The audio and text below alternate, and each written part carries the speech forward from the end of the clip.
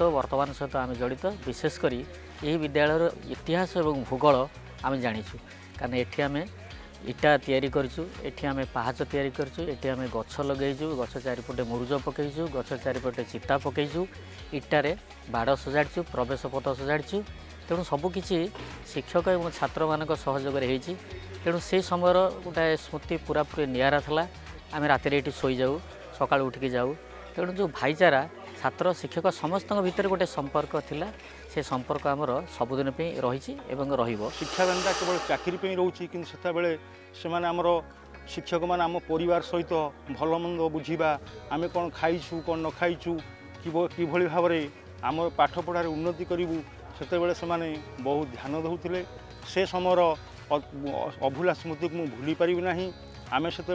परीक्षा सेंटर बहुत बाहर हुए आम बाहर को जाऊ आम से वर्ष 33 जन पिला थिलु मो बैच रे 33 जन पिला थिलु आम डेराबिश हाई स्कूल को परीक्षा देवा जाइलु सार मैंने आमको नहीं जाती आम ट्रक उपर बसिकी जाऊ से स्मृति गुड़िक भूलबार ना से नुआ घर सार बुझंती आम से घर मेस कर रहू से आनंद आज आम शिक्षक हेले भी से आनंद आम पाऊना छात्र मान पोज हिसाब से पकाए मन पकाए आ प्रति वर्ष आम जो पिलांकर परीक्षा देवा जाती से समय सार तो पूजा करने जाती स्पेशल पिला माँ बर्चा पाखे मो टंका देकी निजे मो थरक ना मो पिला मो पुआ झील मैंने परीक्षा देते मंगल माँ घंटे जाए तो भल हुए प्रति वर्ष स्कूल जो वार्षिक परीक्षा पिला बहुत भल करती भल भल रिजल्ट बहुत भल हुए से शिक्षक आ छात्र मान संपर्क बहुत भल था आम से जो शिक्षक सब थिलु आम गोटे परिवार बोलिकी मन करूँ परिवार मुख्य था मोर प्रधान शिक्षक मोर आज से दिन कथा मन पड़े जदि ये विद्यालय ये न था मोर पूज्य गुरुजी कर चेष्टा न था मु पाठ पढ़ी पारि न थांती खाली पाठ पढ़िया कथा नुह गुरुजी मध्य शिक्षक चाकरी बड़पड़ा स्कूल करने जो अवदान मुझे भूली पारिनी खाली भजगुरु तापर फकीर सार मो बापा कति खबर नियंती जिते मुझे पैसा पत्र देवाक असुविधा थाए परीक्षा मत से तत्कालीन प्रधान शिक्षक सत्यनारायण चौधरी मत परीक्षा को डिबार करती जे परीक्षा फीस दे पारूनी फकीर सार मो बापा कति खबर नियंती पैसा दौना पाठ पढ़िया होनी मु बड़ दुखर कथा से तत्कालीन प्रधान शिक्षक मत परीक्षा विदा कर दियंती किंतु तापर वर्ष मु पुणी आसी ऊपर क्लास बसे पूज्य गुरुजी भज सार हेडमास्टर को कहते तुम कांथ बाड़ को पढ़े पाठ पढ़ेब से थोड़ा भल क्षेत्र विदा कर दौच क्लास तो 3 जन पिला पाठ पढ़ुंट तादर गोटे पिला तुम विदा करदेव सी पढ़ी पारनी तेणु सी पुणी मु ऊपर क्लास पाठ पढ़े जहाँ सहयोग में पाठ पढ़ी मुझे जीवन सारा भूली पारिनी।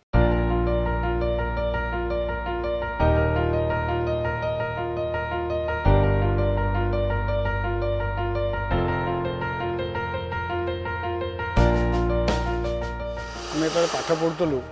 से जो प्रकार परिवेश स्कूल था जो शिक्षक माने आम प्रति जो प्रकार स्नेह था एवं पाठ पढ़ारे जो जो निष्ठा था से बढ़िया को चाहूले एवं भावुची आम से वर्ष साकार करूँ कारण जो दीर्घ 4टी बैच गला स्कूल से कहीं प्रथम श्रेणी पास कर पारे ना आम ही से वर्ष मात्र 3 जन पिला पास कलु ए स्कूल किंतु 2 जन प्रथम श्रेणी पास करूँ और जड़े द्वितीय श्रेणी पास करता एवं से मुझे चतुर्थ श्रेणी स्कूल आसी पढ़ली अल्प दिन पढ़ी से आमर जड़े पूर्वतन शिक्षक थे श्याम सुंदर आचार्य से लिखित गोटे नाटक बही मत प्रथम उपहार देते कहीं जानी से स्नेह मु चतुर्थ श्रेणी पढ़ला बेले मो ठारे कौन प्रतिभा देखिले से मत नाटक बही देले से नाटक बही गोटे नुह तापर आउरी दुईटी नाटक लिखित बही मुझे भल भाव में पढ़ीदेली बहुत पनिशमेंट थी दिने मोर मन अच्छी गोटे खाता मुझे नी अधे सार भारी डर थाए खाता क्लास हो वा न हो खाता देखु न देखु कितु इन्स्ट्रुमेंट गुड़ा निहाती दरकार खाता नहीं नी भूली जाइली घर जेहेतु पाखरे स्कूल पाखरे तेणु मुझे खाता को लुचेक आने समय नरेंद्र सार देखीदे ब्रज सार आगे कही ब्रज सार मत बहुत गाड़ी देते मत से दिन भी बहुत कष्ट होता जे ସେଥିପାଇଁ ସେଇ କଷ୍ଟ ଯୋଗୁଁ ହିଁ ମୋର ଜୀବନରେ ଆଉ କେବେ ବି ସେମିତି ଭୁଲ ହୋଇନି। ଆଉ ମୋ ଷ୍ଟୁଡେଣ୍ଟମାନଙ୍କୁ ମୁଁ ମଧ୍ୟ ଗୋଟେ ସ୍କୁଲର ଟିଚର ଅଛି, ତ ମୋ ଷ୍ଟୁଡେଣ୍ଟମାନଙ୍କୁ ମଧ୍ୟ ସେଇ ଜିନିଷ ମୁଁ ସବୁବେଳେ ଏକ୍ଜାମ୍ପଲ୍ ଦିଏ। ଆମେ ଏଠି ପଢ଼ୁଥିଲୁ ସେତେବେଳେ ଆଜିର ସ୍କୁଲର ପରିବେଶଟି ସମ୍ପୂର୍ଣ୍ଣ ଅଲଗା। ସେଥିପାଇଁ ଆମେ ବହୁ କଷ୍ଟରେ ଗାଁର ରାସ୍ତାଘାଟ କିଛି ନଥିଲା, ସ୍କୁଲର ପରିବେଶ ଘର ନଥିଲା, ଭଲ ଡେସ୍କ ଚେୟାର ଖଣ୍ଡେ ନଥିଲା, ଇଟା ଘର ଯଦି ଥିଲା କାଦୁଅ ଯୋଡ଼ି ଇଟା ଘର, ଅଭାବ ଅନାଟନ ଭିତରେ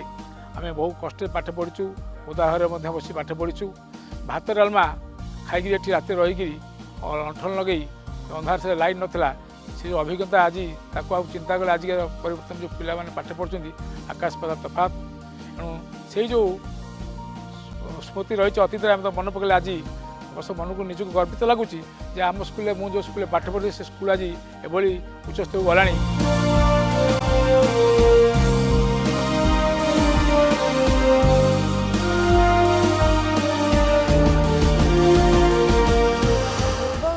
ଫେରାଇବା ପାଇଁ ଆମେ ପିଲାଙ୍କ ଭିତରେ କେମିତି ଶୃଙ୍ଖଳା ଜ୍ଞାନ ବଢ଼ିବ ସେଥିପାଇଁ ପିଲାଙ୍କୁ ନୀତି ଶିକ୍ଷା ଦେଉଛୁ। ପ୍ରତିଦିନ ପ୍ରେୟାର କ୍ଲାସ୍ରେ ପିଲା ନୀତି ଶିକ୍ଷା କହୁଛନ୍ତି, ଆଉ ପ୍ରତିଦିନ ପ୍ରେୟାର କ୍ଲାସ୍ରେ ପିଲାମାନେ ବି ପେପର ପଢ଼ୁଛନ୍ତି। ଆମ ପିଲାଙ୍କ ଭିତରେ ନୈତିକ ଶିକ୍ଷା ବଢ଼ାଇବା ପାଇଁ ଆମେ ଯଥାସାଧ୍ୟ ଉଦ୍ୟମ ବି କରୁଛୁ। ଆଉ ପିଲାମାନେ ଉନ୍ନତି କଲେଣି, ଯଦିଓ ସ୍କୁଲରେ ମାଡ଼ ଉଠିଯାଇଛି, ପିଲାଙ୍କର ଭୟ ଟିକେ କମିଯାଇଛି ସରକାରଙ୍କ ନୀତି ଅନୁସାରେ, ହେଲେ ଆମେ ପିଲାଙ୍କୁ ବୁଝେଇ କେମିତି ପିଲାମାନେ ଭଲ ମଣିଷ ହେବେ, ଭବିଷ୍ୟତରେ ନାଁ କରିବେ, ସେଥିପାଇଁ ଆମେ ଯଥାସାଧ୍ୟ ଉଦ୍ୟମ କରୁଛୁ। ସେତେବେଳେ ଗୋଟିଏ ନୂଆ ପଇସା ସରକାରୀ ଅନୁଦାନ ନଥାଇ ମୁଁ ଅନେକ ପିଲାଙ୍କୁ ଷ୍ଟେଟ୍ ଲେଭେଲକୁ ଖେଳିବାକୁ ନେଇଛି। ସ୍ପୋର୍ଟସମ୍ୟାନ୍ ମାନେ ଆଥଲେଟିକ୍ରେ ଯାଇଛନ୍ତି ଏବଂ ଫୁଟବଲରେ ଯାଇଛନ୍ତି, ଆଉ ଅନ୍ୟାନ୍ୟ ଖେଳରେ ମଧ୍ୟ ଡିଷ୍ଟ୍ରିକ୍ଟ ଲେଭେଲରେ ଏବଂ ଷ୍ଟେଟ୍ ଲେଭେଲରେ ନାଁ କରିଛନ୍ତି। ଆଉ ସେତେବେଳେ ସରକାରୀ ଅନୁଦାନ କିଛି ନଥିଲା ଖେଳ ପାଇଁ, ଇମ୍ପ୍ରୋଭାଇଜ୍ ମେଥଡ଼ରେ ଆମେ ଖେଳୁଥିଲୁ ଅନେକ ସମୟରେ। ଆଉ ଗୋଟେ ଖେଳର ଗୋଟେ ଗୌରବମୟ ଅଧ୍ୟାୟ ଥିଲା। ବିଶେଷ କରି ପ୍ରତିବର୍ଷ ସ୍ପୋର୍ଟସ୍ ଦେଖିବା ପାଇଁ ଗାଁର ଲୋକଙ୍କର ଗୋଟେ ମନ ଭିତରେ ଗୋଟେ ଆଙ୍ଗଜାଇଟି ଥାଏ। ସ୍ପୋର୍ଟସ୍ ବେଳକୁ ସମସ୍ତେ ଆସି ବହୁତ ହଜାର ହଜାର ସଂଖ୍ୟାରେ ଦର୍ଶକ ଆସି ଦେଖୁଥିଲେ। ଏବେ ଯେଉଁ ପରିବେଶ ଦେଖୁଛନ୍ତି ଆହୁରି ସୁନ୍ଦର ପରିବେଶ ଥିଲା। ଏବେ ତ ଆମର ରଙ୍ଗ ଦିଆ ହେଇଛି, କିନ୍ତୁ ପ୍ରାକୃତିକ ଉପାୟରେ ରଙ୍ଗୀନ ଫୁଲ ଧରିକିରି ତଳ ଅଟୋମେଟିକ୍ ରଙ୍ଗୀନମୟ ହୋଇଯାଉଥିଲା। ଆଉ ସେତେବେଳେ ସୂର୍ଯ୍ୟ କିରଣ ବି ବେଳେବେଳେ ପଡ଼ୁନଥିଲା, ଆଉ ସୁନ୍ଦର ପରିବେଶ ଥିଲା। ପିଲାମାନଙ୍କୁ ନେଇ କାମ କରାଇଲେ ପିଲାମାନେ ରେସ୍ପଣ୍ଡ କରୁଥିଲେ, ପିଲାମାନେ ହିଁ ସବୁ କରୁଥିଲେ, ମୁଁ ତାଙ୍କୁ କରାଉଥିଲି। ଆଉ ଏପରିକି ମୁଁ କାମ କରୁ କରୁ ବଗିଚା ଭିତରେ ସେଇ କାମ ଭିତରୁ ମୁଁ ପଳେଇ ଯାଏ କ୍ଲାସ୍କୁ, ଏବଂ କ୍ଲାସ୍ରୁ ଆସିକି ପୁଣି ସିଆଡ଼େ କାମରେ ଲାଗେ। ଆଜିକାଲି ପବ୍ଲିକ୍ ସ୍କୁଲର ଯେଉଁ ମାନିଆ ଦେଖାଦେଇଛି ଗାର୍ଡ଼ିଆନ୍ମାନଙ୍କ ଭିତରେ, ସେଥିରୁ ଟିକେ ହଟିବା ପାଇଁ ଏବଂ ସରକାରୀ ସ୍କୁଲମାନଙ୍କରେ ଗୁଣାତ୍ମକ ଶିକ୍ଷାର ମାନ ବୃଦ୍ଧି କରିବା ପାଇଁ ହେଲେ ଅଭିଭାବକମାନଙ୍କର ଭୂମିକା ବେଶ ଗୁରୁତ୍ୱପୂର୍ଣ୍ଣ। ଯେକୌଣସି ଶିକ୍ଷାନୁଷ୍ଠାନର ସାମଗ୍ରିକ ବିକାଶ କହିଲେ ଶିକ୍ଷା, ଶିକ୍ଷକ, ଶିକ୍ଷାୟତନ ଏବଂ ବିଦ୍ୟାರ್ಥୀ ତଥା ଅଭିଭାବକ ଏମାନଙ୍କୁ ନେଇ ଏକ ଟିମ୍, ଏ ଟିମ୍ ଯଦି ଉନ୍ନତ ମାନର ଚିନ୍ତନ ନେଇ କାର୍ଯ୍ୟ କରିବେ ତେବେ ଗୁଣାତ୍ମକ ମାନର ବିକାଶ ହୋଇପାରିବ। ଯେଉଁ ଛାତ୍ରଛାତ୍ରୀମାନେ ବିଦ୍ୟାଳୟକୁ ଆସୁଛନ୍ତି ସେମାନେ 24 ଘଣ୍ଟାରୁ ମାତ୍ର 8 ଘଣ୍ଟା ବିଦ୍ୟାଳୟରେ ସମୟ ଦେଉଛନ୍ତି, କିନ୍ତୁ ଅଭିଭାବକମାନେ ଆଶା କରୁଛନ୍ତି ଏ 8 ଘଣ୍ଟା ଭିତରେ 24 ଘଣ୍ଟାର କିପରି ରେଜଲ୍ଟ ମିଳିପାରିବ। ତେବେ ତାହା ତ ସମ୍ଭବ ନୁହେଁ। 8 ଘଣ୍ଟାକୁ ବାଦ ଦେଲେ 24 ଘଣ୍ଟାରୁ ବାକି ଯେଉଁ 16 ଘଣ୍ଟା ରହିଲା, ସେ 16 ଘଣ୍ଟା ଯଦି ଅଭିଭାବକମାନେ ଛାତ୍ରଛାତ୍ରୀମାନଙ୍କର ନୈତିକ ଅଭିବୃଦ୍ଧି ନିମନ୍ତେ ପ୍ରୟାସ କରିବେ ଏବଂ ଏହି ଶିକ୍ଷାନୁଷ୍ଠାନର ସାମଗ୍ରିକ ବିକାଶ ପାଇଁ ସେମାନେ ଟିକେ ମନ ଦେବେ, ତେବେ ନିଶ୍ଚିତ ଭାବରେ ପୁରୁଣା ସ୍ଥିତି ଫେରିଆସିବ।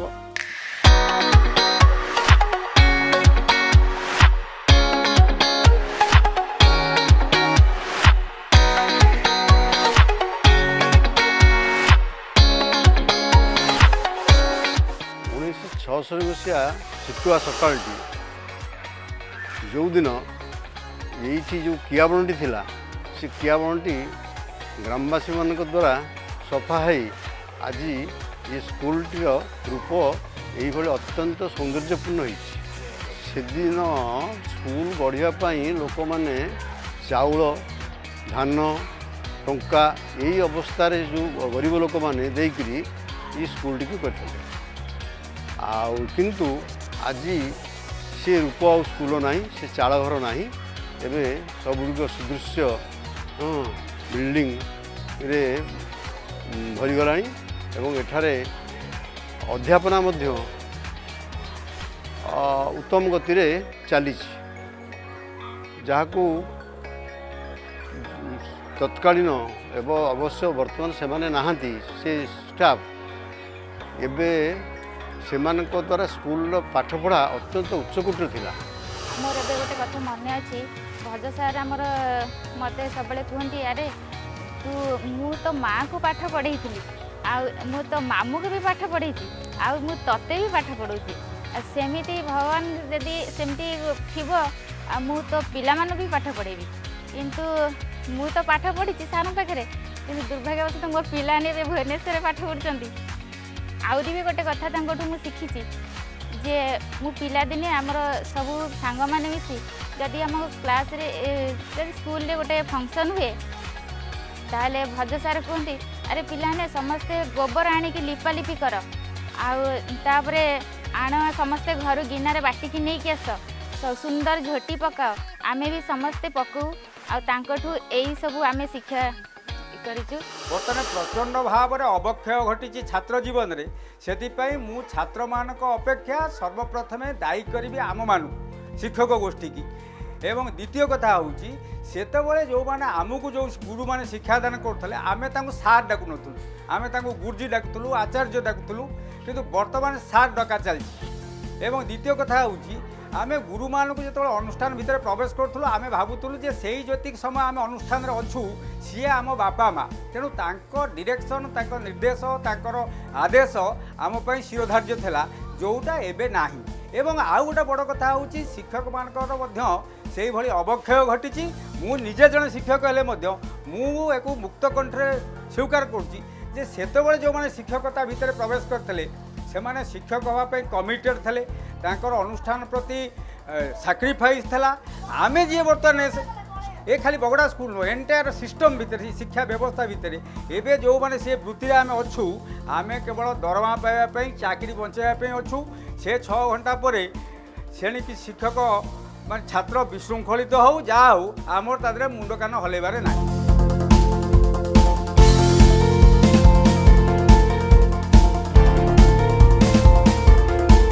स्कूल समय गुरु मानकर से शिक्षादान से सामाजिक